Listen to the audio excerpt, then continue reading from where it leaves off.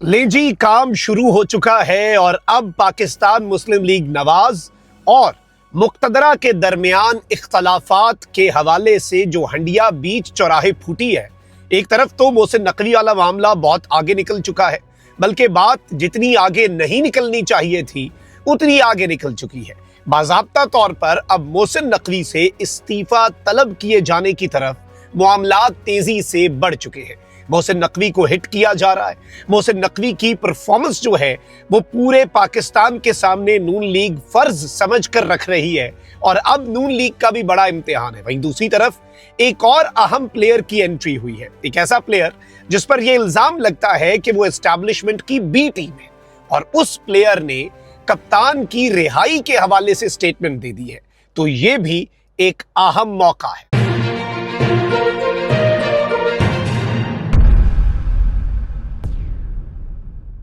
बिस्मिल्लाहिर्रहमानिर्रहीम, अस्सलाम वालेकुम। मैं हूं मखदूम शहाबुद्दीन। 2 अगस्त 2026 इतवार का दिन।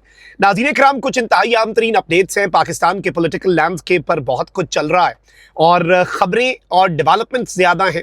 तज्ज़िये तबसरे तो होते हैं, लेकिन खबर में जो बिटवीन द लाइन्स असल चीज़ होती है और असल छुपी हुई खबर होती है, उसे ढूंढना बड़ा मुश्किल होता है और वही ढूंढना मैं समझता हूं ज़रूरी भी है।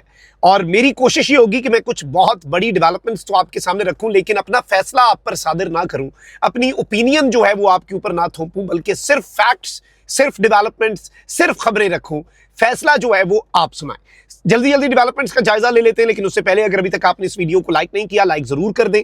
कमेंट सेक्शन में राय का इजहार भी कीजिएगा। पाकिस्तान जिंदाबाद का नारा आपने कमेंट सेक्शन में जरूर लिखना है और पाकिस्तान के पॉलिटिकल लैंडस्केप के हवाले से जो कुछ चल रहा है मुल्क के अंदर, उस पर अपनी राय का इजहार आपने लाजमी कर देना है। सबसे पहले तो जरा डेवलपमेंट्स को समझ लें कि नून लीग जो है अब वो लगातार ये बयानियां बना रही है कि मियां मोहम्मद नवाज शरीफ साहब जो हैं उन्होंने मामलात अपने हाथ में ले लिए हैं।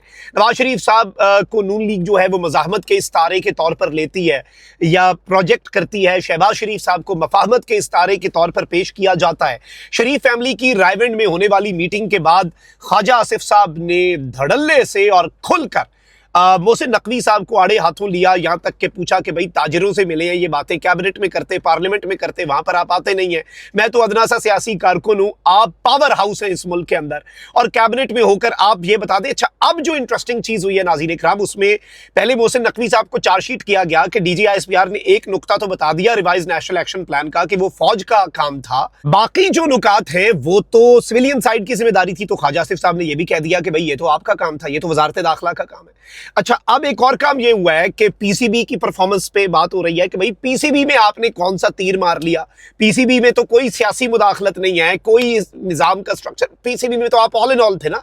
तो उसके ऊपर अब ख्वाजा आसिफ साहब बात कर रहे हैं। अच्छा, एक और काम नून लीग ने किया कि ऑडिटर जनरल जो हैं उनकी रिपोर्ट के मंदरजात पहली मरतबा, और मेरे लिए ये बड़ी हैरानकुन बात है कि हुकूमत में जो जमात मौजूद है, जो हुक्मरान जमात है, मेरे लिए तो ये भी हैरानकुन था कि विफाकी काबीना का एक हिस्सा मोहसिन नकवी साहब जो हैं वो अपनी ही हुकूमत पर तनकीद कर रहे हैं और कह रहे हैं ये सिस्टम नहीं चल रहा। अलीम खान साहब कैबिनेट में बैठते हैं, इसी हुकूमत पर तनकीद कर रहे हैं। ये भी समझ में नहीं आ रहा था, लेट्स बी ऑनेस्ट हियर, जायज बात करनी चाहिए। तो अब मुझे ये भी नहीं समझ आ रही कि पाकिस्तान मुस्लिम लीग नवाज जो है वो इस वक्त इस पूरे सिनेरियो के अंदर अपनी ही वजारत दाखिला, शहबाज शरीफ साहब की कैबिनेट के मेंबर की वजारत जो है उसके मसाइल को उजागर कर रही है। ये काम अपोजिशन का होता है, ये काम पाकिस्तान तहरीक इंसाफ करती ना, जो कि रिपोर्ट इतने अरसे से आई हुई है, आज तक PTI ने उसके ऊपर कोई खास काम नहीं किया।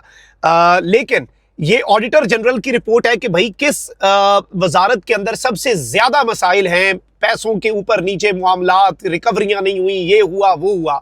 तो ऑडिटर जनरल की रिपोर्ट को बेसिकली चार्जशीट करके मोहसिन नकवी साहब के ऊपर यही हुकूमत लगा रही है और ये बेसिकली मैं समझता हूं एक बिल्कुल नेक्स्ट स्टेप है और बात जो है वो बहुत दूर तक जा चुकी है। और वही जो तलत हुसैन साहब ने कहा कि मोहसिन नकवी साहब के बयानात की हद तक ये मामला होता तो नून लीग इसे साइड पे कर देती, थोड़े से बयान देती, लेकिन नून लीग जिस बात की वजह से उनके भी कान खड़े हुए हैं वो ये है कि DGISPR के प्रेस कॉन्फ्रेंस में वजन जो है वो उठाकर मोहसिन नकवी साहब के पलड़े में रखा गया है, या उनके कम से कम बयानिया जो उन्होंने बनाया और जो गवर्नेंस के हवाले से बातें हुई, नून लीग उसके बाद अब मोहसिन नकवी साहब को आड़े हाथों ले रही है।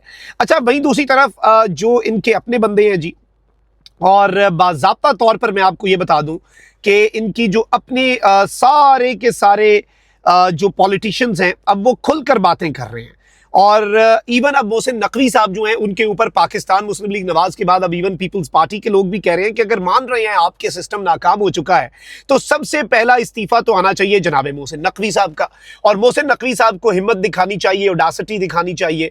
मोहसिन नकवी साहब जो हैं उनको बहुत ज़्यादा कुव्वत के साथ जो है वो अब आगे बढ़ना चाहिए और अब वो इस निज़ाम से अलग हो जाएं।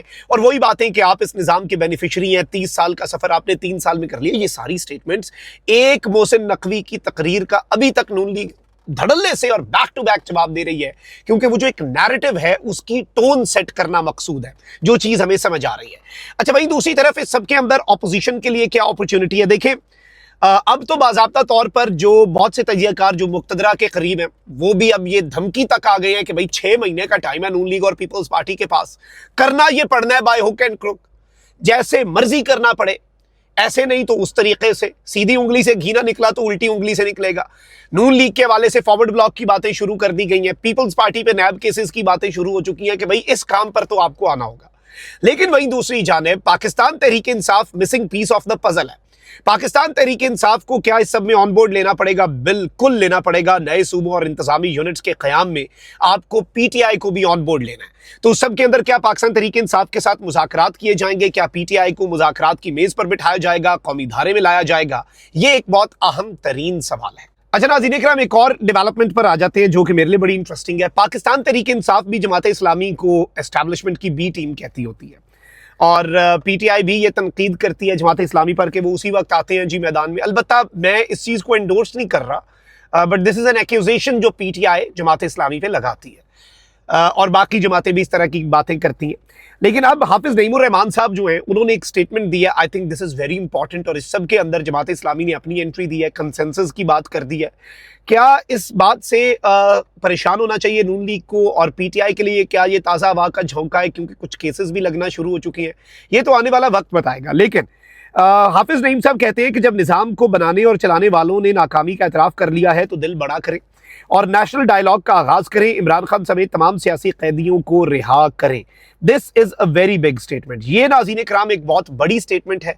मैं समझता हूँ ये गेम चेंजर डेवलपमेंट है और ये जो इन्होंने बात की है इसमें इशारा मिलता है कि पाकिस्तान का पॉलिटिकल लैंडस्केप कहाँ पर जाकर रुक सकता है। अब जो कंसेंसस की बात हो रही है, अब जो नए इंतजामी यूनिट्स और एडमिनिस्ट्रेटिव यूनिट्स की बात हो रही है, और इस सब में सबसे अहम तरीन चीज़ है नाज़रीन इकराम कि इस वक्त मुक्तदरा जो है उसका ये अब कंफर्म मानना है कि भाई ये निजाम को रीसेट चाहिए। नून लीग जो है उसने फैसला कर लिया कि हेड ऑन जाना है, हमने सींग फंसाने हैं। पाकिस्तान पीपल्स पार्टी की वैसी ये रेड लाइन है वो सिंध के मामले के ऊपर।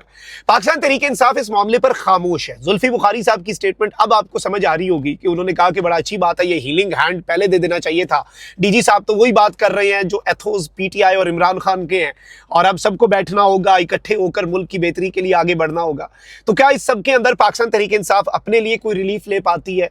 ये एक बड़ा मुश्किल और एक बड़ा ट्रिकी सा क्वेश्चन है। इसका जवाब ऑनेस्टली अगर आप मुझसे पूछेंगे तो मेरे पास नहीं है, क्योंकि जो जितनी चीज़ें आगे जा चुकी हैं सिस्टम और पीटीआई के दरमियान, तो उसमें भी वे बैक जो है वो बड़ा मुश्किल है। लेकिन पाकिस्तान की सियासत में नहीं होता। पाकिस्तान की सियासत में ये एक रियलिटी है।